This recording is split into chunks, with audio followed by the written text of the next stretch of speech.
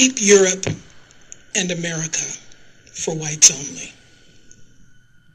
I know that sounds controversial, and I deeply believe it, and I know being black, there are those that are people that are going to be confused. What I ask is that you listen to this all the way through, because I sincerely believe in keeping Europe and America white. I'm not only going to state things, I'm going to give some results, some resolutions on how this can be worked out to the benefit of everyone. Okay. If you go to Europe and America, if you've never been, there's something that we all have to admit. Diversity does not work. And it's a proven fact now, after all these hundreds of years, it simply does not work. And for me, it's hard for me to admit that, but you have to. Should anyone go to Europe, particularly Western Europe, you'll notice some things that are blatantly obvious. All the Arabs, Asians, and African immigrants have lost their minds. They've lost their way. They go to Britain, they go to France, they go to Western Europe, Western European nations, and they go there expecting those nations to bow down to them. Most of those nations, they don't learn the languages, they don't try to understand the culture, but they want you to bow down to their culture.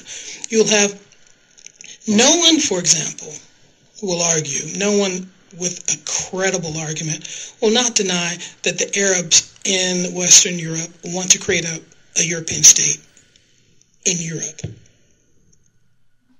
And the other minorities want you to understand their culture, but not they're trying to understand yours. And the key word that I keep referring to is immigrant. That means you came there of your own free will. If you don't like it, go back to wherever you came from. It's really that simple. There are some truths that wherever the Asians and the Arabs and the African immigrants are, it's always, without exception, the highest crimes are in those areas. And if you wonder why, because they're not trying to be like the rest of the people in that particular state. What's wrong with learning English if you're in Britain? What's wrong with learning French if you're in France? I don't understand. For me, it's the equivalent of my going to a white person's house, kicking the door in, walking to some room and saying, this will be my room, and I go there and I eat in that house, I sleep in that bed, I use all the facilities in the house, I watch TV, whatever it is that I choose to watch, and all those people say is, well, can you at least pay rent? Can you at least buy food? Can you at least participate in household cleaning? Could you participate in some form of chores? And I go to them and I say, how dare you? I came all the way here to your house. Isn't that enough? It's just stupid. If I say, how dare you, and I have the audacity to feel that way, I should leave that house. I came there. I should, on my own, I should leave on my own. There's no slavery in Western Europeans, in Western Europe, when they were forced to stay there. They can leave at any time. Keep Western Europe, and all of Europe for that matter, keep it all white.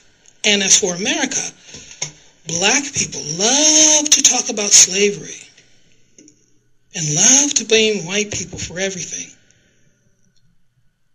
And it doesn't make sense to me. If I may go back to Europe for just a second, there are more black people jailed in England and in Wales, proportionately, than there are in America. Now say that again. More blacks in Europe, the ones that immigrated, the ones who went there for free, the ones that were not enslaved, they went there looking for a better life, one assumes. They go there, and more of them go to jail than the ones than America. That's just odd. Why go someplace and make a mess of it? Now back to America. The African Americans, and we love to blame white people, but do you know what the second highest form of killing, what kills blacks the most?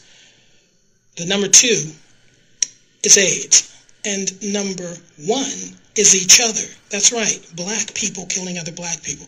This is undeniable. Look at the statistics. Everyone loves to say, well, there are reasons for that. There's no reason for black people to have AIDS as the second highest killer in the black community. That's a matter of, you cannot blame Whitey for you not keeping your penis in your pants. I'm sorry. I think you can blame white people for lots of things, but not you keeping your own dick in your own pants. I'm sorry. And the number 1 killer is black people killing each other. You cannot blame that on Whitey or Cracker or Hunky or whatever you want to call them. You cannot blame them for that. The truth is, they're not there when it's happening. It's we are doing it to each other, and we have to take some responsibility. If you blame white people for 90% of your life, you have to take at least some responsibility for the 10%. And for me, that 10% is shooting each other and pulling your dick out. Those things you control. Now, back again, it's because diversity doesn't work. We think differently. We just do. And by the way, there are just as many black people that want to change things as white people do. We don't want to live this way anymore. We don't. We don't say that on the news, but black people are tired of all of this death within its own community. And here's a solution for all of this. Keep Europe and America white. And how? By sending all minorities back to their own countries. Let me focus on America. A group called the American Colonization Society, and I repeat, the American Colonization Society. They began in 1816. What did they do, you ask? These are white people. Some were rich, some were poor, and some were in between. They all had agreed, and they're religious, non-religious, atheists, you name it. They all agreed that slavery was bad. Now, this began in 1816. Slavery didn't end until 1865, so they were ahead of the curve. They said slavery is bad. We shouldn't have these people doing this kind of work for us. Someone came up with the view of sending them back to Africa, but there are so many different types of Africans, Nigerians, Congolese, Ghanans, you name it. So they said, well, what we'll do is, since we've been to all those countries and we took those slaves, and also those Africans kicked out those people. So those Africans brought them to whites, and then whites took them. It wasn't white people running around stealing them. It was black people giving them up. Let's be honest. So those white people said, well, since they've gotten rid of them and given them to us, we'll have to put them into a third country, which was Liberia, which was never enslaved. White people never went there and took slaves, and those Liberians never gave up their own people to slavery. So they went to Liberia, and they brought slaves, former slaves, and they said, okay, you're no longer slaves, we're taking you back home. Now what they did, they educated those people, and they gave them, they taught them how to build roads and homes and all of these things. So these freed Africans went there and built homes and roads, and then there was something that was unintended that happened. And this was over the case of many years. The blacks then traded with the whites. They would, while the whites were continuing to bring former slaves, and so more and more educated people, more and more educated slaves were coming to Liberia. They got to a point where they were self-sufficient, and they would trade, gold, oil, whatever it is.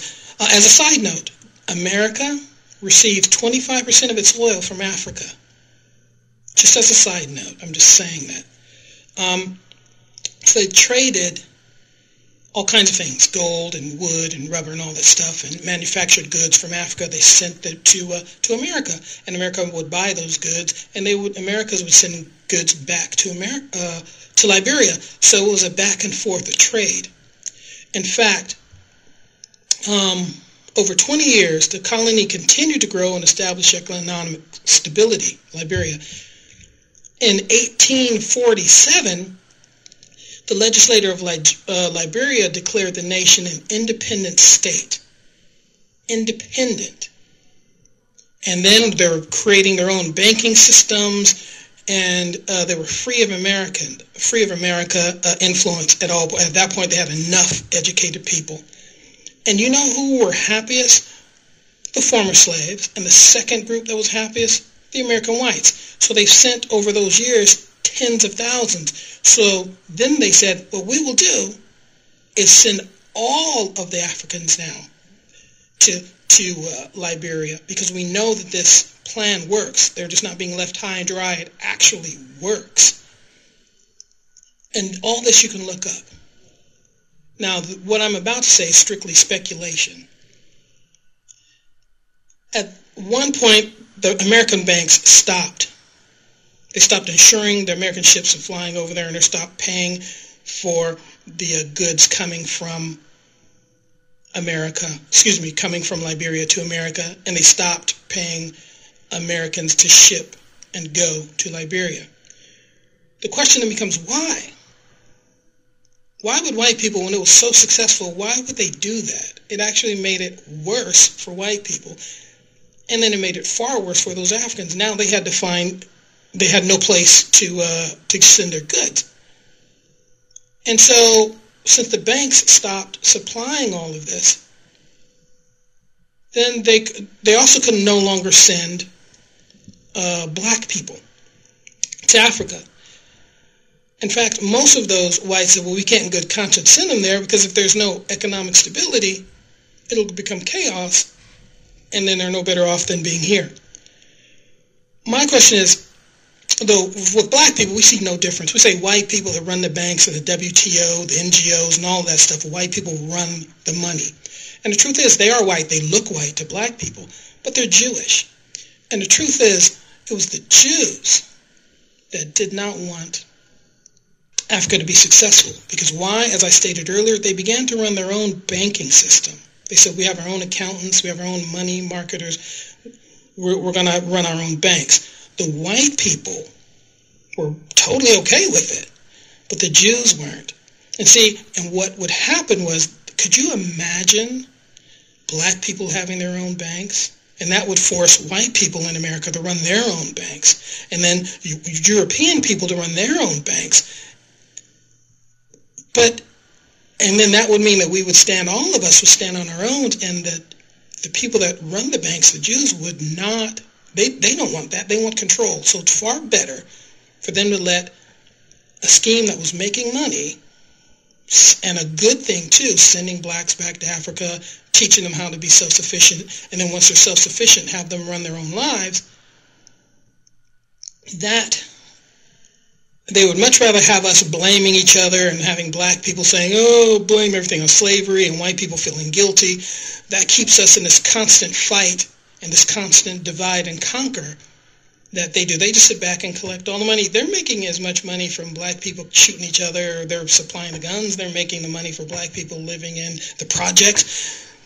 And that's the thing that we need to work on, to see what the true issue is. And we need to reconstitute the American Colonization Society. By the way, it began in 1816 and ended in 1864.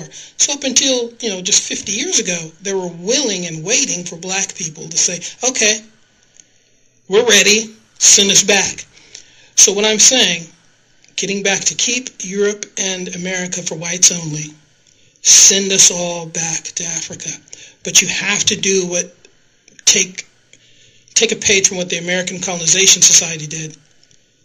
Give us the money, and say, but instead of, your black people, give us our reparations, say, okay, we'll do that, but you have to leave here. Because it's time for, like going back to that house scenario, it's time for to kick the child out of the house and say, you're old enough now, take care of yourself.